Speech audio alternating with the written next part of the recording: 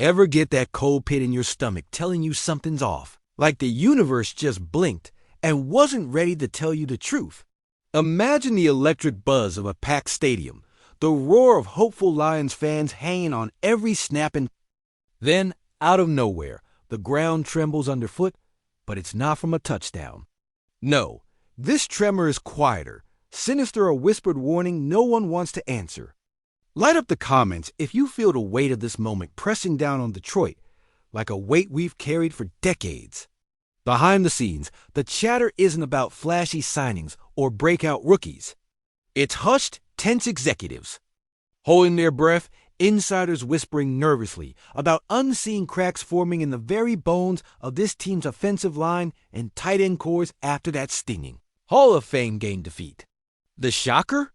Dan Skipper, yes, our dependable veteran, who's been the unsung steel in the Lions' blocking front, was spotted hobbling away wrapped in a walking boot, a low ankle sprain stealing the power from his walk and shaking the confidence of everyone who knows how crucial he's been, especially given the uncertainty nesting around Giovanni Manu, still raw and untested under this crushing spotlight. But that's not all. Just as the third quarter was dying down, tight end Kenny Yeboah, fresh from free agency and fighting tooth and nail to carve out his space behind Laporta and Wright, took a brutal hit, rolled up on during a short yardage run that had Lions fans holding their breath. Yeboah's grimace echoed in the silence that swallowed the stadium, a fleeting shadow over the promise he carries, the promise this city clings to. We've seen heartbreak before, years of gut punches stretching back to the cold, relentless pain since '91, seasons where hope flickered only to be doused. Detroit knows what it means to rebuild, to claw back from the ashes left behind by those dark Caldwell years and the endless cycle of maybe next year. That's become a mantra, whispered in smoke-filled bars across the Motor City. But what happens when the pillars that hold up the offense start to crumble just when the spotlight's brightest? What if Skipper's injury means Manu isn't just a second-string option, but suddenly the front line against some of the fiercest defensive pass rushes in the league? What if Yeboah's pain isn't just physical, but a sign of the tight end room's fragility, forcing rookies like Horton and veterans like Zylstra to step into the void before they're ready? This isn't just a preseason bruise. It's a storm threatening to tear through a team that's been balancing hope on a knife's edge. Imagine the locker room after the buzzer, the silence deafening, the weight of what could be a turning point or a breaking point settling over every player's shoulders. What if this isn't just about winning or losing the preseason? What if it's about the forks in the road that can redefine a whole season, a whole trajectory, the legacy of a franchise? Desperate for its moment? And if these dominoes start to fall, if Skipper and Yeboah can't shake these shadows, then the question snarls louder. Who'll be next to crumble under the unforgiving pressure? Because if these injuries do more than bruise, if they fracture the fragile promise of this team, Detroit's not just watching another preseason fade away. We're staring down a reckoning.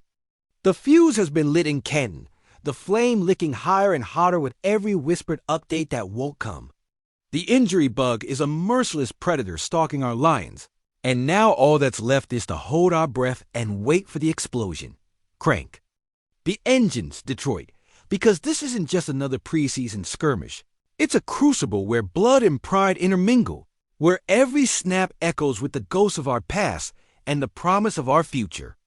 Remember the dark days at Ford Field, when the specter of 0 to 16 loomed like a funeral shroud over our city.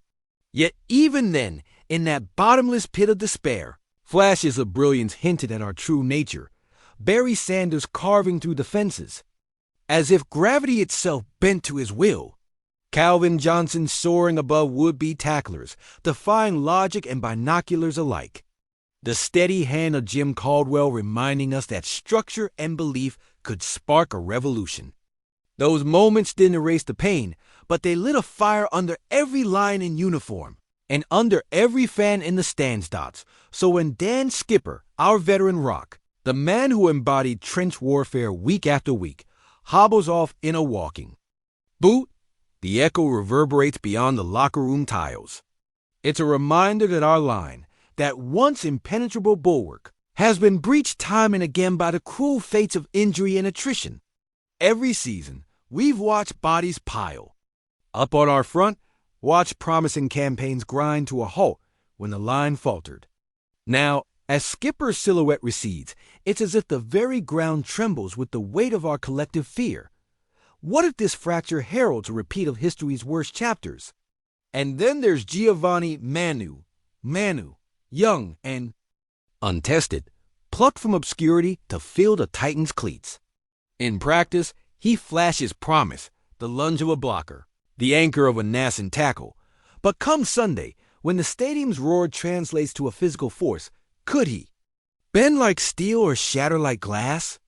We all remember seasons when an inexperienced lineman was thrust into the fray too soon, the snap over the quarterback's head, the bull rush that left our running backs gasping for daylight. Now the fear gnaws at us. Is Manu destined to be the weak link, the crack that widens under relentless pressure and cascades into a collapse of the entire front? And Kenny Yeboah, our tight end prospect, that glimmer in the red zone where dreams touch reality. He stood on the cusp, each practice catch and blocking drill a promise of matchups won and defenses carved in half. Then, in the brutal ballet of a routine run, he's rolled up, the joyous cheer turning instantly to a strangling gasp. His future hangs in the balance, suspended like a weather vane in a gathering storm. And every Detroit heartbeat skips at the thought that the tight end room, once a fortress of youth and potential, could now be a house of cards. Now, as the injury reports mount like ominous storm clouds, we face the same question. Is this chaos a curse or the spark for Detroit's next revolution? Because deep down, we understand that when Skipper goes down, our front is tested. When Manu falters, our plan teeters. When Yeboah's dreams crash, our tight end strategy unravels. The entire campaign dangles on a knife edge. Yet we also know that in the darkest hour, Detroit's soul flares brightest, pulling back the curtain on the season's grand design. Insiders hint at seismic shifts, perhaps a mid-season trade to shore up the line, maybe a waiver wire gamble to add depth, or even a full-blown front office overhaul, trading future picks for a proven veteran who can anchor the wall. It's high-stakes poker where every card flip could decide our fate. Across the league, fans of every other team lean forward, eagerly awaiting our collapse. But the diehards in Honolulu blue and silver remember the turnaround of 2011 when a team everyone counted out exploded into the playoffs, propelled by Stafford's arm and the defense's vitality. We recall the 2016-17 surge when the unexpected became routine. In those seasons, Detroit refused to be the punchline. We authored comebacks that live on in lore.now. As we grip the edge of this violent roller coaster, we ask ourselves, who will step up when the floor gives way? Who will deliver the block that ignites the screen pass? Who will haul in that third and long conversion? Who will stand firm in pass rush turmoil to buy Stafford a split second of clarity? The answers will define not just a season, but the very character of Detroit football. Because this isn't merely about wins and losses, touchdowns and sacks. It's about carving our place in the NFL's brutal pantheon, where legacies are built on perseverance, guts, and the refusal to yield. Every snap in that brutal Hall of Fame game serves as a warning. The preseason is a crucible that reveals both frailty and potential. So we rev our engines again, Detroit. We remember that the greatest stories aren't written in calm waters but in storms. We honor every heartbreak and every triumph etched into our collective memory. We stand ready to fight for the bones of our fence, to shield our quarterbacks. Blindside, to dominate the line of scrimmage. We'll train harder. We'll push further. We'll trust our rookies and rally behind our veterans. Because in the end, the question isn't who falls first. It's who rises first. Will Manu seize the baptism by fire and steel himself? Will Yeboah emerge from the ashes stronger, hungrier? Will a fresh-faced mid-season acquisition become our new bulwark? And above all, can the Lions of Detroit rise from the ashes of early adversity to roar louder than ever before? The storm is brewing, but Detroit isn't afraid of the thunder. We've heard it all before, survived it all before. Now, as the ground shakes beneath us, one thing is certain. We will not go gently into that good night. We will roar. We will. Fight. We will rise. For the city, for the fans, for the legacy, we are the Lions, and we will bite back. Determined, unbroken, and ready to claim our place in history, no matter who falls next, because this is our soul we defend. And we will not be denied.